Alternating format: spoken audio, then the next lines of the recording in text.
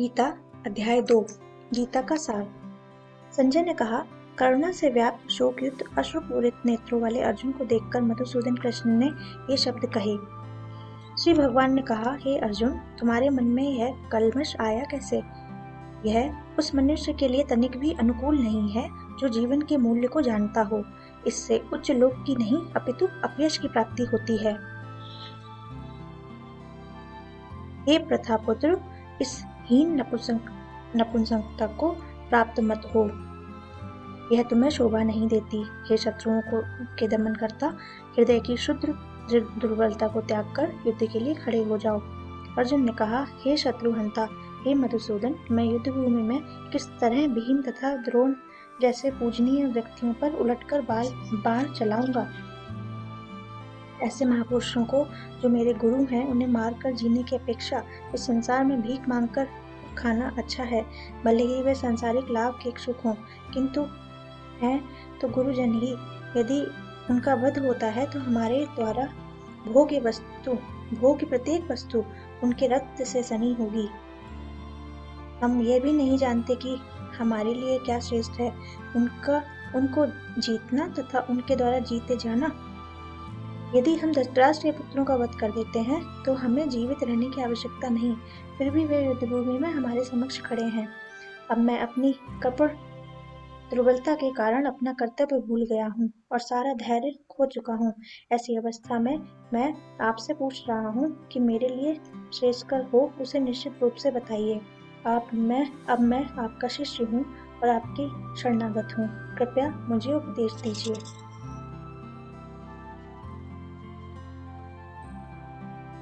मुझे ऐसा कोई साधन नहीं दिखता जो मेरी इंद्रियों को सुखाने वाले इस शोक को दूर कर सके।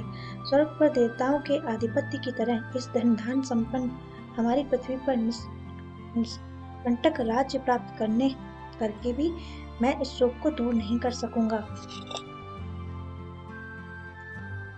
संजय ने कहा, इस प्रकार कहने के बाद शत्रुओं को दमन करने वाला अर्जुन कृष्ण से बोला, हे गोविंद, मैं युद्ध नहीं करूंगा, और चुप हो गया। हे भरतवंशी, उस समय दोनों सेनाओं के मध्य शोकमग्न अर्जुन से कृष्ण ने मानो हंसते हुए ये शब्द कहे। श्री भगवान ने कहा, तुम पांड्य पूर्ण वचन कहते हुए उनके लिए शोक कर रहे हो जो शोक करने योग्य नहीं है। जो विद्वान होते हैं वे ना तो जीवित के लिए ना ही मृत के लिए शोक करते हैं। ऐसा कभी नहीं हुआ है कि मैं ना रहा हूँ और तुम ना रहे हो, अथवा ये समस्त राजा ना रहे हो और ना ऐसा है कि भविष्य में हम नहीं होंगे। जिस प्रकार शरीरधारी आत्मा इस वर्तमान शरीर में बाल्यावस्था से तरुणावस्था में और फिर वृद्धावस्था में निरंतर अग्रसर होता रहता है, उसी प्रकार मृत्यु होने पर आत्मा दूसरे शरीर में चली जाती है। धीर व्यक्ति ऐसे परिवर्तन से मोह को प्राप्त नहीं होता। हे कुंती पुत्र, सुख तथा दुख का क्षणिक उदय तथा कालक्रम में उनका अंतर्धान होना सर्दी तथा गर्मी की ऋतुओं में आने जाने के समान है। हे भरतवंशी, वे इंद्रिय बोध से उत्पन्न होते हैं और मनुष्य को चाहिए कि वे अविचल भाव से उनको सहन करना सीखें। हे पुरुष श्रेष्ठ अर्जुन, जो पुरुष सुख या दुख में विचलित नहीं होता और इन दोनों में संभाव रहता है, वह निश्चित रूप से मुक्ति के योग्य है। तत्वदर्शियों ने यह निष्कर्ष निकाला कि भौतिक शरीर का तो कोई चिरस्थायित्व नहीं है, किंतु आत्मा अपरिवर्तन रहती है। उन्होंने इन दोनों की प्रकृति के अध्ययन द्वारा यह निष्कर्ष निकाला है। सारे शरीर में व्याप्त है, उसे ही तुम अविनाशी समझो। उस अव्यय आत्मा को नष्ट करने में कोई भी समर्थ नहीं है। विनाशी अप्रमेय शाश्वत जीव के भौतिक शरीर का अनंत अवश्यम भी है। अतः ये भरतवंशी, युद्ध करो। जो इस जीवात्मा को मारने वाला समझता है तथा इसे मरा हुआ समझता है, वह दोनों ही अज्ञानी है, क्योंकि आत्मा ना तो मरती है और ना ही मारी जा सकती है। आत्मा के लिए किसी भी काल में ना तो जन्म न मृत्यु, वह ना तो कभी जन्मा है न जन्म लेता है न जन्म लेगा। वह अजन्मा, नित्य, शाश्वत, पुरातन है। शरीर के मारे जाने पर वह नहीं मारी जाती। हे पार्थ, जो व्यक्ति यह जानता है कि आत्मा अविनाशी, अजन्मा, शाश्वत तथा अव्यय है, वह भला किसी को कैसे मार सकता है या मरवा सकता है। जिस प्रकार मनुष्य पुराने वस्त्रों को त्याग कर नए वस्त्र धारण करता है, उसी प्रकार आत्मा पुराने तथा व्यर्थ के शरीरों को त्याग कर नवीन भौतिक शरीर धारण करती है। यह आत्मा ना तो कभी किसी शस्त्र द्वारा खंड की जा सकती है और ना ही अग्नि द्वारा जलाई जा सकती है, न जल द्वारा भिगोई, न वायु द्वारा सुखाई जा सकती है। यह आत्मा अखंडित तथा अघुलनशील है। यह न तो जलाई जा सकती है, न ही सुखाई जा सकती है। यह शाश्वत, सर्वव्यापी, अविकारी, स्थिर तथा सदैव एक सी रहने वाली है। यह आत्मा अव्यक्त, कल्पनीय और अपरिवर्तनीय कही जाती है। यह जानकर तुम्हें शरीर के लिए शोक नहीं करना चाहिए। किंतु यदि तुम यह सोचते हो कि आत्मा सदा जन्म लेती है तथा सदा मरती है, तो भी हे महाबाहो, तुम्हें शोक करने का कोई कारण नहीं है।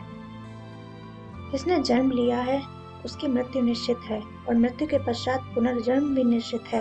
अतः अपने अपरिहार्य कर्तव्य पालन में तुम्हें शोक नहीं करना चाहिए। सारे जीव प्रारंभ में अव्यक्त रहते हैं, मध्यावस्था में व्यक्त होते हैं और विनष्ट होने पर पुनः अव्यक्त हो जाते हैं। अतः शोक करने की आवश्यकता क्या है? कोई आत्मा को आश्चर्य से देखता है, कोई इसे आश्चर्य की तरह बताता है तथा कोई इसे आश्चर्य की तरह सुनता है, किंतु कोई इसे विषय में सुनकर भी कुछ नहीं समझ पाता। हे भरतवंशी, शरीर में रहने वाले का कभी भी वध नहीं किया जा सकता, अतः तुम्हें किसी भी जीव के लिए शोक करने की आवश्यकता नहीं है। क्षत्रिय होने के नाते अपने विशिष्ट धर्म का विचार करते हुए तुम्हें जानना चाहिए कि धर्म के लिए युद्ध करने से बढ़कर तुम्हारे लिए अन्य कोई कार्य नहीं है, अतः तुम्हें संकोच करने की आवश्यकता नहीं है। हे पार्थ, वे क्षत्रिय सुखी हैं जिन्हें ऐसे युद्ध के अवसर अपने आप प्राप्त होते हैं, जिससे उनके लिए स्वर्ग लोक के द्वार खुल जाते हैं। किंतु यदि तुम युद्ध करने के स्वधर्म को संपन्न नहीं करते, तो तुम्हें निश्चित रूप से अपने कर्तव्य की उपेक्षा करने का पाप लगेगा और तुम योद्धा के रूप में भी अपना यश खो बैठोगे। लोग सदैव तुम्हारे अपयश का वर्णन करेंगे और सम्मानित व्यक्ति के लिए अपयश तो मृत्यु से भी बढ़कर है। जिन जिन महान योद्धाओं ने तुम्हारे नाम तथा यश को सम्मान दिया है, वे सोचेंगे कि तुमने डर के मारे युद्ध भूमि छोड़ दी है और इस तरह वे तुम्हें तुच्छ मानेंगे। तुम्हारे शत्रु अनेक प्रकार के कटु शब्दों से तुम्हारा वर्णन करेंगे और तुम्हारी सामर्थ्य का उपहास करेंगे। तुम्हारे लिए इससे दुखदाई और क्या हो सकता है? हे कुंती पुत्र, तुम यदि युद्ध में मारे जाओगे तो स्वर्ग प्राप्त करोगे और यदि तुम जीत जाओगे तो पृथ्वी के साम्राज्य का भोग करोगे। तथा दृढ़ संकल्प करके खड़े हो जाओ और युद्ध करो। तुम सुख या दुख, हानि या लाभ, विजय या पराजय का विचार किए बिना युद्ध के लिए युद्ध करो। ऐसा करने पर तुम्हें कोई पाप नहीं लगेगा। यहाँ मैंने वैश्लेषिक अध्ययन सांख्य द्वारा इस ज्ञान का वर्णन किया है। अब निष्काम भाव से कर्म करना बता रहा हूँ, उसे सुनो। हे प्रथापुत्र, तुम यदि ऐसे ज्ञान से कर्म करोगे तो तुम कर्मों के बंधन से अपने को मुक्त कर सकते हो। इस प्रयास में न तो हानि होती है, न ही हास, अपितु इस पथ पर की गई अल्प प्रगति भी महान भय से रक्षा कर सकती है। जो इस मार्ग पर चलते हैं वे प्रयोजन में दृढ़ होते हैं, उनका लक्ष्य भी एक होता है। हे कुरुनंदन, जो दृढ़ प्रतिज्ञा नहीं है, उनकी बुद्धि दृढ़ प्रतिज्ञ नहीं है, उनकी बुद्धि अनेक शाखाओं में विभक्त रहती है। अल्पज्ञानी मनुष्य वेदों के उन अलंकारिक शब्दों के प्रति अत्यधिक आसक्त रहते हैं जो स्वर्ग की प्राप्ति, अच्छे जन्म, शक्ति इत्यादि के लिए विविध सकाम कर्म करने की संतति करते हैं। इंद्रिय तृप्ति तथा ऐश्वर्यमय जीवन की अभिलाषा के कारण वे कहते हैं कि इससे बढ़कर और कुछ नहीं है। जो लोग इंद्रिय भोग तथा भौतिक ऐश्वर्य के प्रति अत्यधिक आसक्त होने से ऐसी वस्तुओं में मोहग्रस्त हो जाते हैं, उनके मनों में भगवान के प्रति भक्ति का दृढ़ निश्चय नहीं होता। वेदों में मुख्यतः प्रकृति के 3 गुणों का वर्णन हुआ है। हे अर्जुन, इन तीनों गुणों से ऊपर उठो, समस्त दैत्यों तथा लाभ तथा सुरक्षा की सारी चिंताओं से मुक्त होकर आत्मपरायण बनो। एक छोटे से कूप का सारा कार्य एक विशाल जलाशय से तुरंत पूरा हो जाता है। एक छोटे से कूप का सारा कार्य एक विशाल जलाशय से तुरंत पूरा हो जाता है। इसी प्रकार वेदों के आंतरिक तात्पर्य जानने वाले को उनके सारे प्रयोजन सिद्ध हो जाते हैं। तुम्हें अपना कर्म करने का अधिकार है, किंतु कर्म के फलों के तुम अधिकारी नहीं हो। तुम ना तो कभी अपने आप को अपने कर्मों के फलों के कारण मानो और ना ही कर्म ना करने में कभी आसक्त हो। हे अर्जुन, जय तथा पराजय की समस्त आसक्ति त्याग कर समभाव से अपना कर्म करो। ऐसी समता योग कहलाती है। हे धनंजय, भक्ति के द्वारा समस्त गृहीत कर्मों से दूर रहो और उसी भाव से भगवान की शरण ग्रहण करो।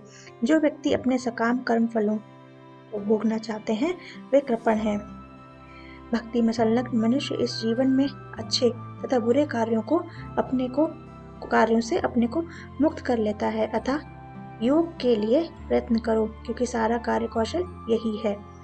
इस प्रकार भगवत भक्ति में लगे रहकर बड़े बड़े ऋषि मुनि अथवा भक्तगण अपने आप को इस भौतिक संसार में कर्म के फलों से मुक्त कर लेते हैं।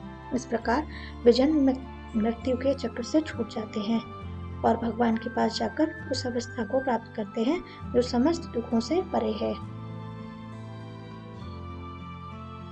जब तुम्हारी बुद्धि मोह रूपी सघन वन को पार कर जाएगी तो तुम सुने हुए तथा सुनने योग्य सबके प्रति अन्य मनस्क हो जाओगे। जब तुम्हारा मन वेदों की अलंकारमयी भाषा से विचलित ना हो और वह आत्म साक्षात्कार की समाधि में स्थिर हो जाए, तब तुम्हें दिव्य चेतना प्राप्त हो जाएगी। जब तुम्हारा मन वेदों की अलंकारमयी भाषा से विचलित ना हो और वह आत्म साक्षात्कार की समाधि में स्थिर हो जाए, तब तुम्हें दिव्य चेतना प्राप्त हो जाएगी। अर्जुन ने कहा, हे कृष्ण, अध्यात्म में लीन चेतना वाले व्यक्ति से के क्या लक्षण है, वह कैसे बोलता है तथा उसकी भाषा क्या है, वह किस तरह बैठता और चलता है। श्री भगवान ने कहा, हे पार्थ, जब मनुष्य मनोधर्म से उत्पन्न होने वाली इंद्रिय तृप्ति की समस्त कामनाओं का परित्याग कर देता है और इस तरह से विशुद्ध हुआ उसका मन आत्मा में संतोष प्राप्त करता है, तो वह विशुद्ध दिव्य चेतना को प्राप्त कहा जाता है, जो त्रय तापों के होने पर भी मन में विचलित नहीं होता अथवा सुख में प्रसन्न नहीं होता और जो आसक्ति, भय तथा क्रोध से मुक्त है, वह स्थिर मन वाला मुनि कहलाता है। इस भौतिक जगत में जो व्यक्ति न तो सुख की प्राप्ति से हर्षित होता है और न ही अशुभ के प्राप्त होने पर उससे घृणा करता है, वह पूर्ण ज्ञान में स्थिर होता है। जिस प्रकार कछुआ अपने अंगों को संकुचित करके खोल के भीतर कर लेता है, उसी प्रकार जो मनुष्य अपनी इंद्रियों को इंद्रिय विषयों से खींच लेता है, वह पूर्ण चेतना में दृढ़ता पूर्वक स्थिर हो जाता है। देहधारी जीव इंद्रिय भोग से भले ही निवृत्त हो जाए, पर उसमें इंद्रिय भोगों की इच्छा बनी रहती है, लेकिन उत्तम रस के अनुभव होने से ऐसे कार्यों को बंद करने पर वह भक्ति में स्थिर हो जाता है। हे अर्जुन, इंद्रियां इतनी प्रबल तथा वेगवान है कि वह उस विवेकी पुरुष के मन को भी बलपूर्वक हर लेती हैं, जो उन्हें वश में करने का प्रयत्न करता है। जो इंद्रियों को पूर्णतः वश में रखते हुए इंद्रिय संयमन करता है और अपनी चेतना को मुझ में स्थिर कर लेता है, वह मनुष्य स्थिर बुद्धि कहलाता है। इंद्रिय विषयों का चिंतन करते हुए मनुष्य की उनमें आसक्ति उत्पन्न हो जाती है और ऐसी आसक्ति से काम उत्पन्न होता है और फिर काम से क्रोध प्रकट होता है। क्रोध से पूर्ण मोह उत्पन्न होता है और मोह से स्मरण शक्ति का विभ्रम हो जाता है। जब स्मरण शक्ति भ्रमित हो जाती है तो बुद्धि नष्ट हो जाती है और बुद्धि नष्ट होने पर मनुष्य भवकूप में पुनः गिर जाता है। किंतु समस्त राग तथा द्वेष से मुक्त तथा अपनी इंद्रियों को संयम द्वारा वश में करने में समर्थ व्यक्ति भगवान की पूर्ण कृपा प्राप्त कर लेता है। इस प्रकार से कृष्णा भावामृत में तुष्ट व्यक्ति के लिए संसार के तीनों ताप नष्ट हो जाते हैं और ऐसी तुष्ट चेतना होने पर उसकी बुद्धि शीघ्र ही स्थिर हो जाती है। जो कृष्ण भावामृत में परमेश्वर से संबंधित नहीं है, उसकी ना तो बुद्धि दिव्य होती है और ना ही मन स्थिर होता है, जिसके बिना शांति की कोई संभावना ही नहीं है। शांति के बिना सुख भी हो कैसे सकता है? जिस प्रकार पानी में तैरती नाव को प्रचंड वायु दूर बहा ले जाती है, उसी प्रकार विचरणशील इंद्रियों में से कोई एक जिस पर मन निरंतर लगा रहता है, मनुष्य की बुद्धि को हर लेती है। अतः हे महाभाव, जिस पुरुष की इंद्रियां अपने अपने विषयों से सब प्रकार से विरत होकर उसके वश में है, उसी की बुद्धि निसंदेह स्थिर है। जो सब जीवों के लिए रात्रि है, वह आत्म संयमी के जागने का समय है, और जो समस्त जीवों के जागने का समय है, वह आत्मनिरीक्षित मुनि के लिए रात्रि है। जो पुरुष समुद्र में निरंतर प्रवेश करती रहने वाली नदियों के समान इच्छाओं के निरंतर प्रभाव से विचलित नहीं होता और जो सदैव स्थिर रहता है, वही शांति प्राप्त करता है। वह नहीं जो ऐसी इच्छाओं को तुष्ट करने के लिए चेष्टा करता हो। जिस व्यक्ति ने इंद्रिय तृप्ति की समस्त इच्छाओं का परित्याग कर दिया है, जो इच्छाओं से रहित रहता है और जिसने सारी ममता त्याग दी है तथा अहंकार से रहित है, वही वास्तविक शांति को प्राप्त कर सकता है। यह आध्यात्मिक तथा ईश्वरीय जीवन का पाठ है, जिसे प्राप्त करके मनुष्य मोहित नहीं होता। यदि कोई जीवन के अंतिम समय में भी इस तरह स्थित हो, तो वह भगवत धाम में प्रवेश कर सकता है। इति अध्याय 2 समाप्त।